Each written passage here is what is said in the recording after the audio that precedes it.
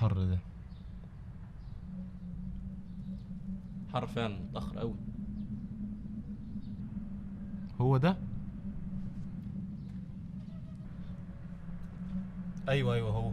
يلا تعال.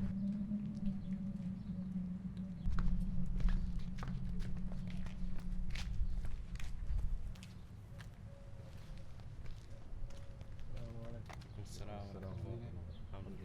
صاحبي صاحبي. ازيك يا صاحبي؟ الحمد لله بخير يا صاحبي.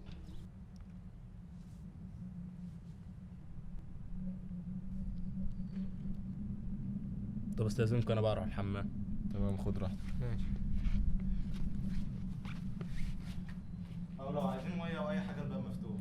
ماشي تمام.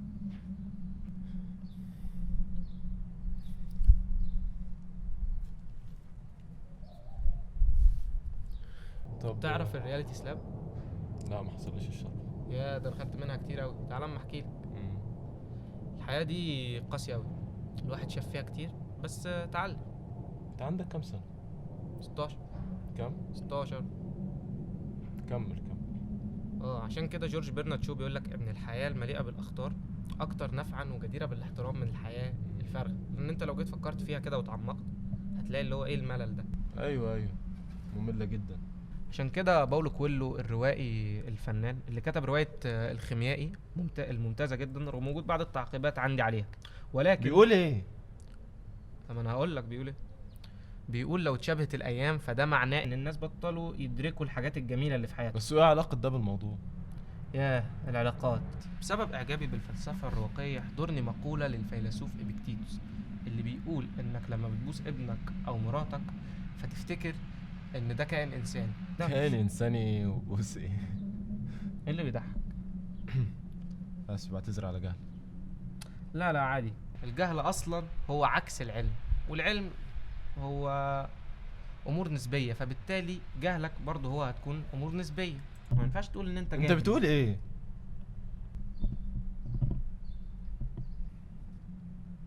ما قلتليش هي صحيح. الحقيقة. لا، خليني اكمل كلامي، دي حركة مش مهذبة على فكرة. معلش اتفضل. ايه هواياتك الرياضية المفضلة؟ الاسئله التافهه اللي غرضها التعارف بجدها لما افكر فيها بعمق مثيره للشفقه.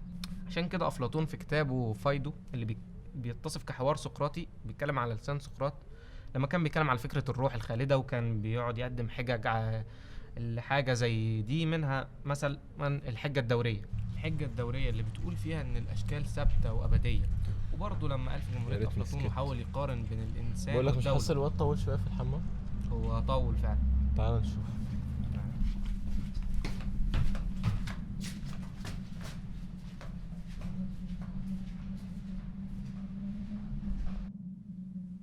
يا اسطى ما تردش ليه؟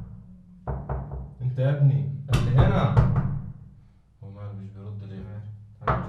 يا ابني رد. ما بيتكلمش خالص.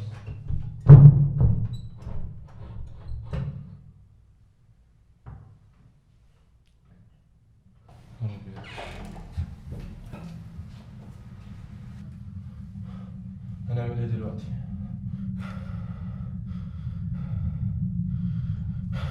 يا ابني تعالى، قلبه ما بيدقش. يا ابني تعالى شوف في ايه. يا ابني تعالى، بقول لك تعالى. بيقول لك لا